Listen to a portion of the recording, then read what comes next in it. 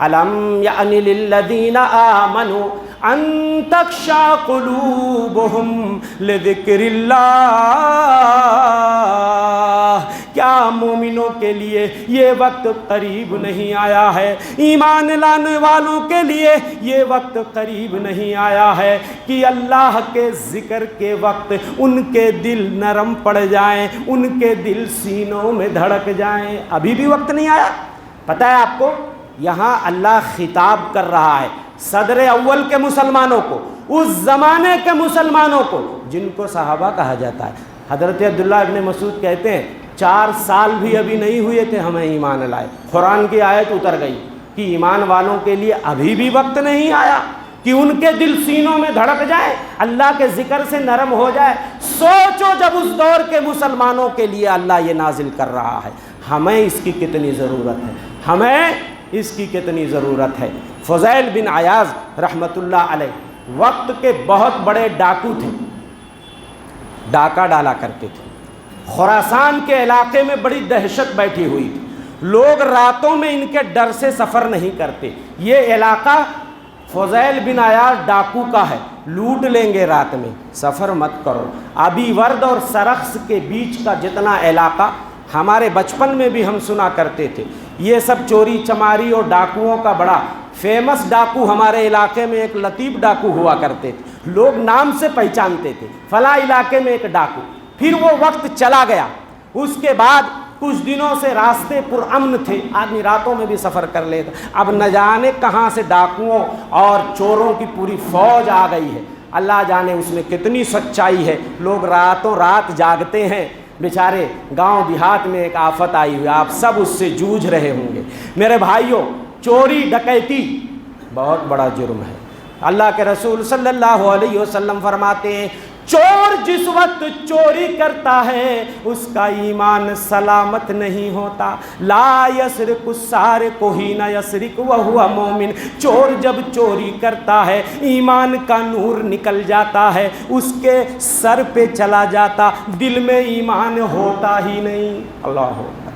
बाज़ उलमा ने कहा कि ऐसे, हज़रत इब्न अब्बास ने ऐसे करके बताया, देखो अभी सीने में ईमान है तो ऐसे है। पूछा गया जब ईमान निकल जाता है, ज़िनाकार जब ज़िना करता तो ईमान ऐसे निकल जाता है, चोर चोरी करता है तो ऐसा खोल के बताया, ईमान ऐसे निकल जाता है। जब वो गुनाह कर लेता है और उसके बाद जब तौबा कर लेता है तो फिर ऐसे वापस आ जाता है। और एक रिवायत में आता है कि जिस वक्त ज़िनाकार ज़िना करता है ईमान निकल जाता है, उसके सर पे छतरी की तरह टंगा रहता है। जब वो गुनाह कर लेता है तो ईमान वापस चला आता है। और एक रिवायत में ला यंतहिबो नुहबतन हीन यंतहिबोहा व हुवा मुमिन, जिस वक्त एक डाकू डाका डालता है, गन पॉइंट पे लूट लेता है, दिन दहाड़े डाका पड़ जाता है, जिस वक्त वो डाका डालता है उसका ईमान होता नहीं सीने में। कितना बड़ा जुर्म है, सीने में ईमान ही नहीं होता।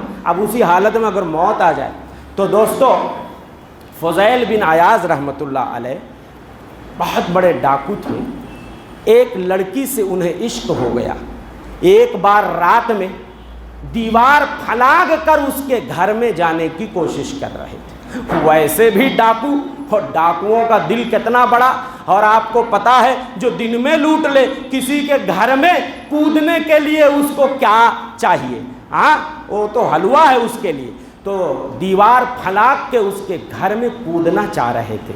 कहीं से रात में कुरान पढ़ने वाले की आवाज़ आ रही थी, अलम यानि लिल्लज़ीना आमनु अन तख्शा क़ुलूबुहुम लिज़िक्रिल्लाह, क्या ईमान वालों के लिए अभी ये वक्त नहीं आया कि अल्लाह का जब जिक्र हो, अल्लाह का जब नाम आ जाए, अल्लाह की जब आयतें आ जाएं तो उनके दिल सीनों में धक धक करने लगे, उनके दिल सीनों में नरम हो जाएं।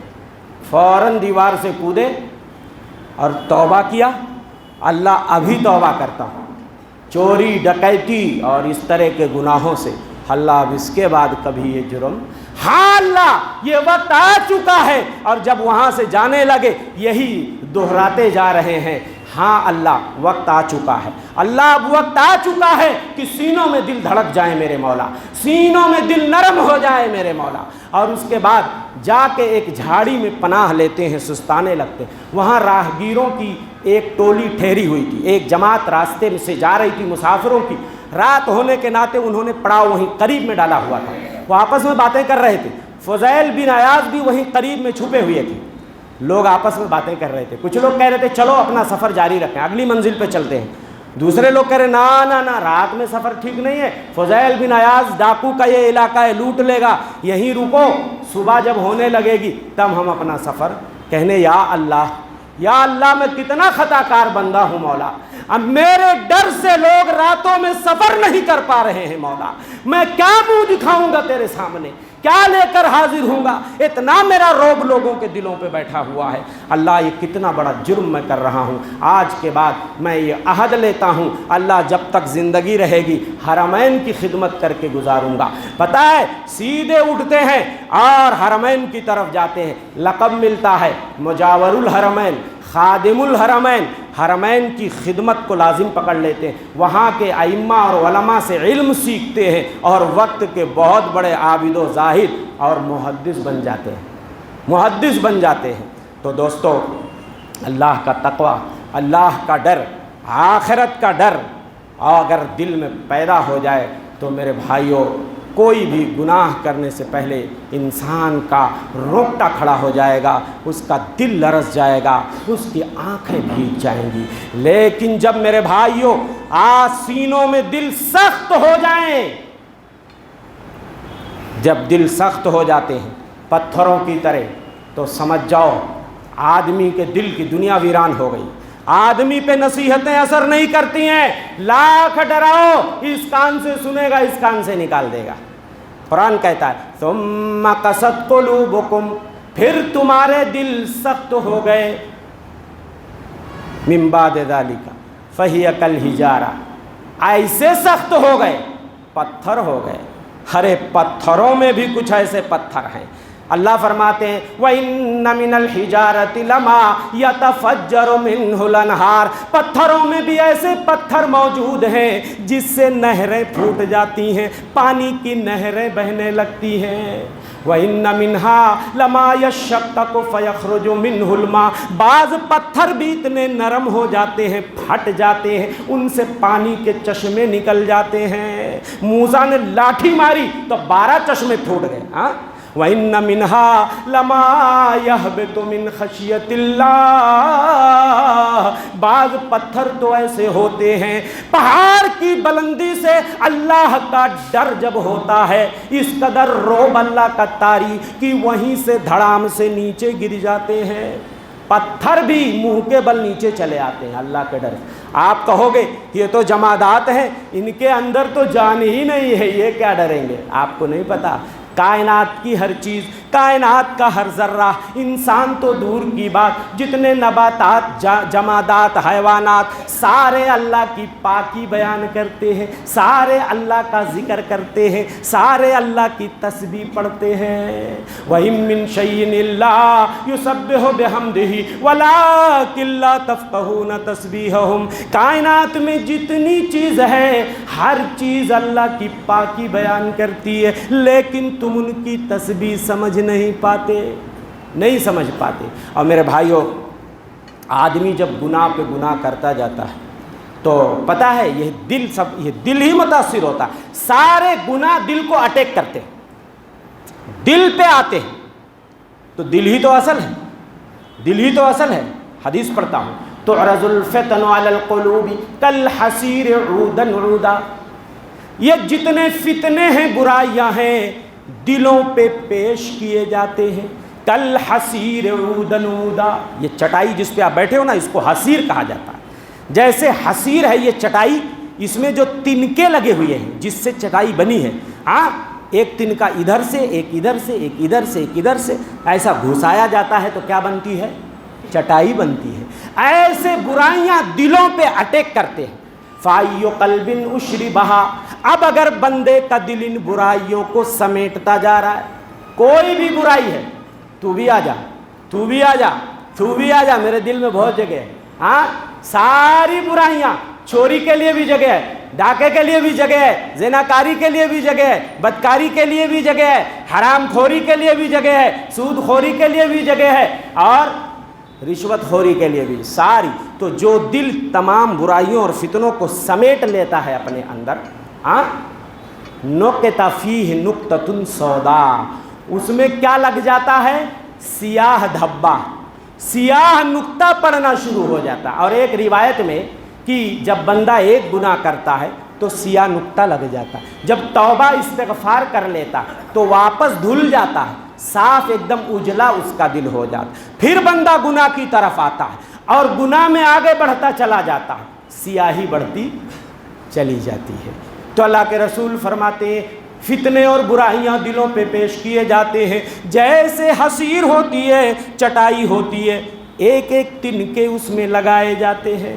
جو دل ان برائیوں کو اپنے اندر سمیٹ لیتا ہے اس کے اندر سیاہ نقطہ پڑ جاتا ہے۔ وَأَيُّ قَلْبٍ أَنْكَرَهَا، اور جو دل ان برائیوں کو نکار دیتا ہے، ریجیکٹ کر دیتا ہے، چل میرے دل میں تیرے لیے جگہ نہیں، یہ دل ایمان کی روشنی سے جگمگا رہا ہے، میرا دل میں ایمان کا چراغ جل رہا ہے، میرے دل میں اللہ کی خشیت ہے، میرے دل میں اللہ کا ڈر ہے، تیرے لیے میرے دل میں جگہ نہیں ہے۔ جو دل برائیوں اور فتنوں کو نکار دیتا ہے میرے بھائیوں، اس کے اندر سفید نقطہ لگ جاتا ہے، سفید ہو جاتا ہے۔ اب لوگوں کے دل دو طرح کے ہو گئے، لوگ دو خانوں میں بٹ گئے، دو کیٹیگری میں لوگ بٹ گئے، دو طرح کے دل ہو گیا۔ ایک دل وہ ایک دم صاف شفاف اجلا، ایک دم صاف شفاف اجلا، اللہ کے رسول فرماتے ہیں جو دل برائیوں کو ریجیکٹ کرتا رہتا ہے، بھگاتا رہتا ہے، لا تضرہ فتنہ ما دامت السماوات والارض، جب تک آسمان و زمین ہے کوئی فتنہ کوئی برائی اس کو نقصان، سیف رہتا ہے وہ دل، سیف رہتا ہے۔ اور جو دل برائیوں کو سمیٹتا رہتا ہے وہ دل سیاہ ہو جاتا ہے۔ کیسا؟ اللہ کے رسول نے فرمایا والآخر اسود مربادا کالکوز مجخیا، دوسرا دل سیاہ ہوتا ہے، ایک دم کالا بھبوکا ہو جاتا ہے جیسے اوندھا پیالہ، ایک تو دل کالا اور ایک تو اوندھا پیالہ۔ اب بتاؤ آپ، کالا بھی ہے اور پیالہ اوندھا ہے، اوندھے پیالے میں ایک قطرہ بھی پانی نہیں رکتا۔ ایسے جب دل سیاہ ہو جاتا ہے جس میں اللہ کا ڈر نہیں ہوتا، تقویٰ نہیں، پرہیزگاری نہیں، خوف نہیں، خشیت نہیں، تو میرے بھائیوں کالا اوندھے پیالے کی طرح ہو جاتا ہے۔